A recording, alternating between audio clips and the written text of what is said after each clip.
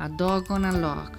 A Dog on a Log is just a fun history for the young reader. It may impart sense of rhyme and rhythm, but is intended to evoke a smile. On a beach by a tree sat my family and me. Then shouted a hawk, "There is a dog on a log!" A dog on a log? Well, how can that be? He must be saving a big, frightening flea. Now, why would a dog be saving a flea? Especially in the water on the branch of a tree? I couldn't believe what I saw happen next.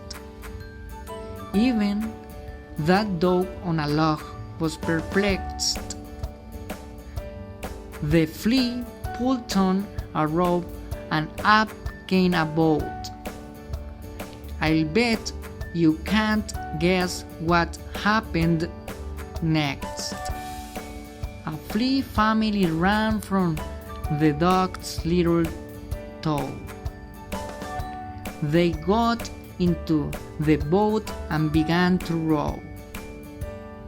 Once on the shore, they ran through the sand, over a cookie in my left hand, right to the hog.